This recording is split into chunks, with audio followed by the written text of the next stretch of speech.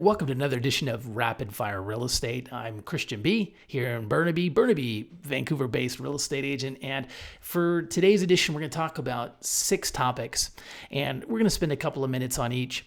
And just to preview the agenda here, the first topic we're going to talk about, the hot button issue, is the 4-month notice to end tenancy. So the province dropped this hot potato.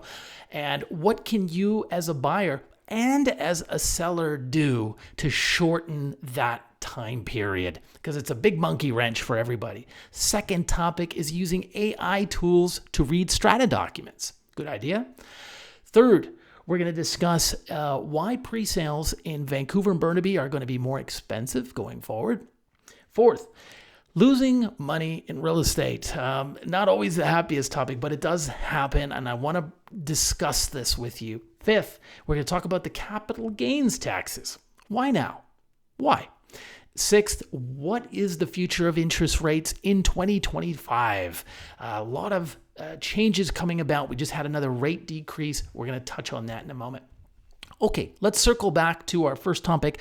4-month notice now required to end a tenancy. Now, this is a bit of a kick in the gonads if you're a seller and a buyer. For a seller, the problem is now it's going to take you almost half a year to collect the proceeds from the sale. And to be frank, a lot of buyers are just going to ignore your property because they don't want to wait half a year to move in. And for buyers, this isn't fun because you're out looking for a place, you're buying in your t-shirt and your shorts, and you're moving in wearing your parka because it's taken that long. So what can we do? Well, what we can do as a seller is very simple, is we can put some language in the terms and conditions section that says that you as a seller reserve the sole right to give the buyer notice that you are moving up the completion date if the tenant moves out early. Big if. Now, most tenants are going to move out because they see the writing on the wall.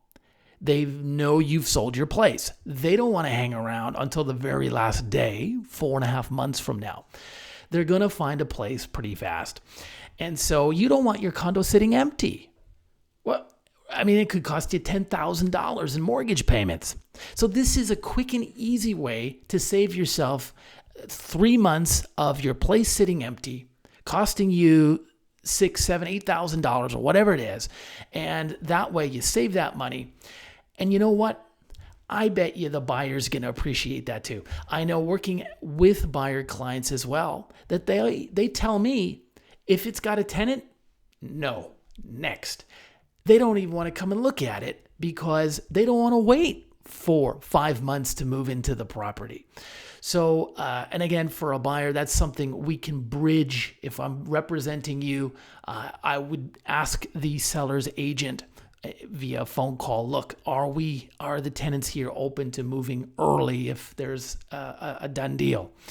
So that's an easy one for both the buyers and the seller to fix.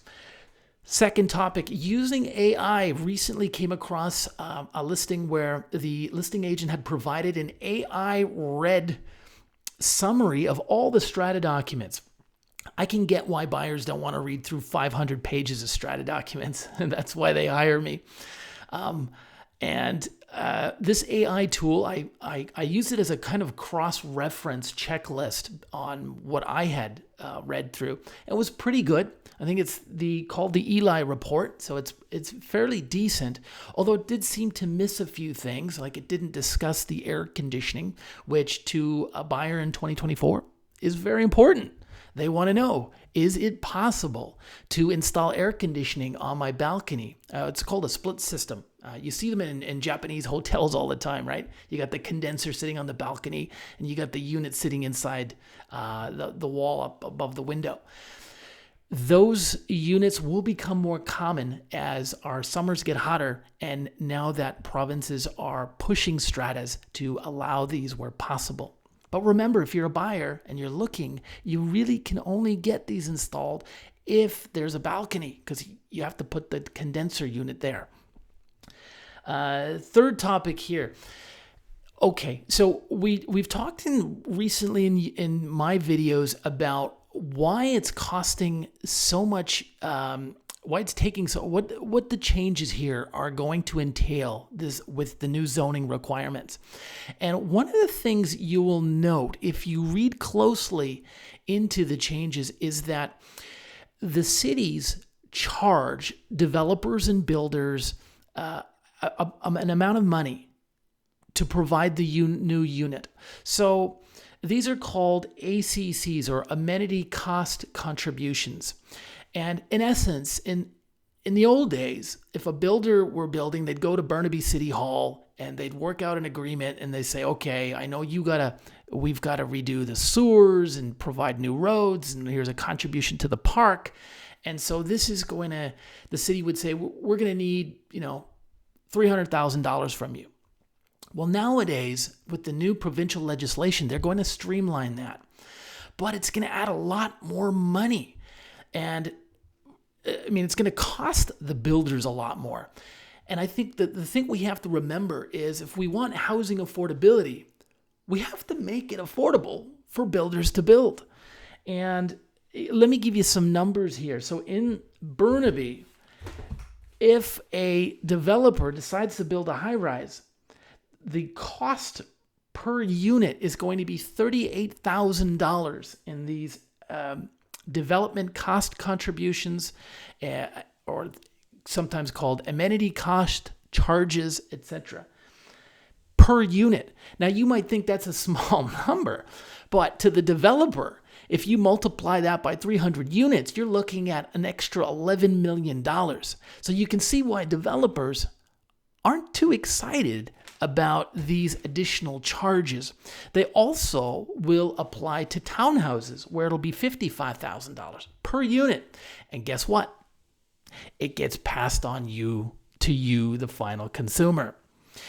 And for detached properties or duplexes, it's going to, in the city of Burnaby, it's going to cost $82,000 per unit. So that is going to be on top of what you are already paying for a new half duplex in Burnaby, which is $2 million. Call it 2.1. So, the cities will respond and say, look, we need that because we need to raise money. We don't have another way to raise money. And this will help us put money towards community centers and sewers and roads and all those things. It's just an example of how expensive development fees and permits are for builders and developers. And, it does get passed on to us in the end. And it's not, look, this whole housing affordability issue is a complex problem. It's not an easy one to fix. Okay. Fourth topic today is losing money in real estate. I've had a couple of people call me recently, and we've had discussions about listing and pre-sales that they bought 5 years ago. And in most of these cases, people are going to be losing money, $40,000, $50,000 once you factor in everything they paid on property transfer taxes and GST. Folks, that is a fact of life in real estate. My very first purchase in real estate worked out very well.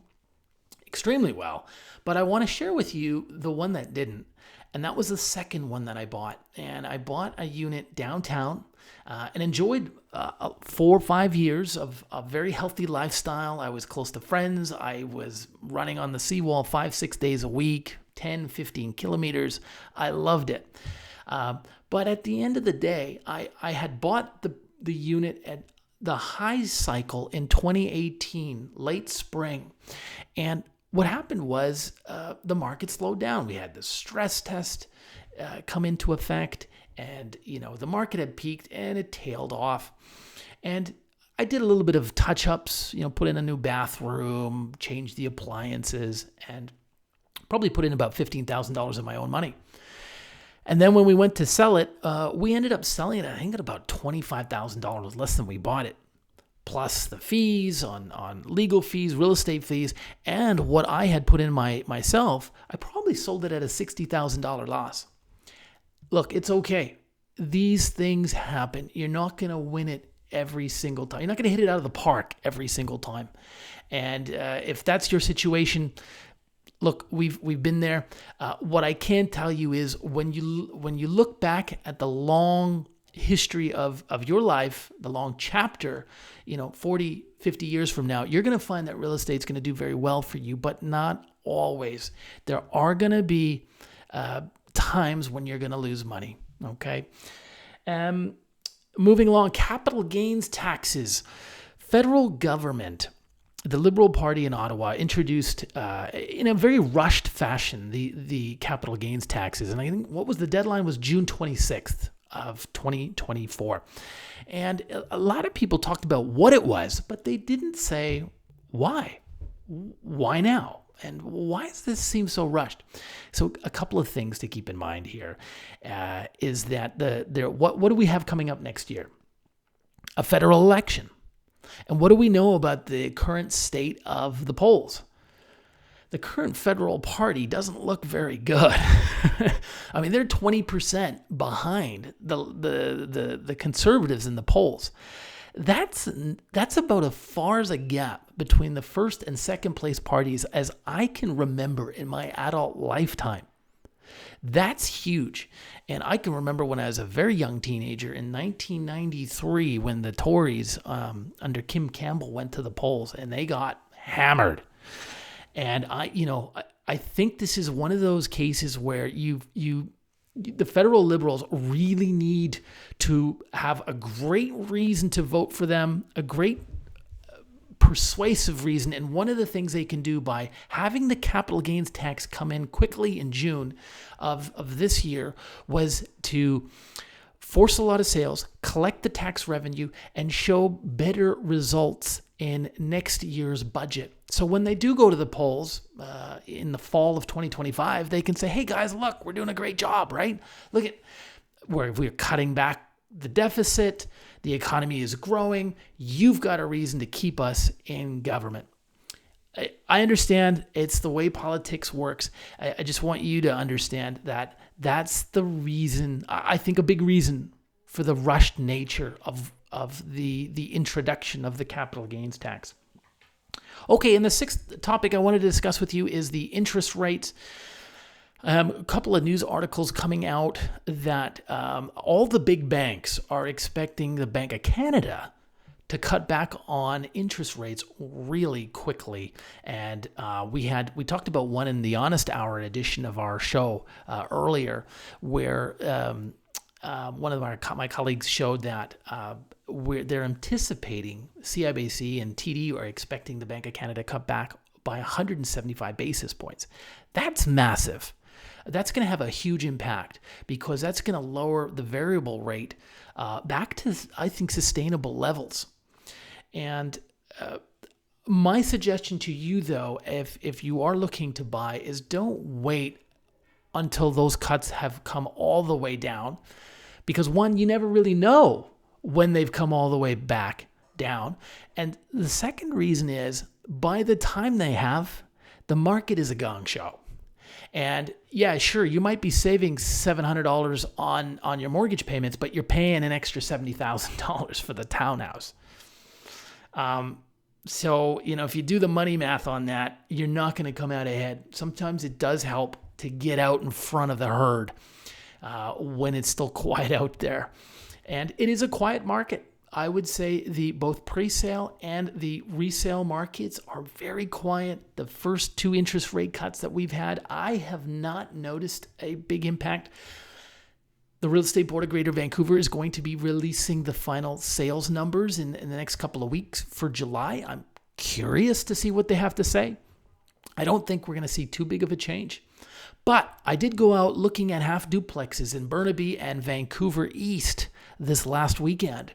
And I was out with my clients and I did see a lot more people. I saw several or half a dozen people at an open house here and at the next one.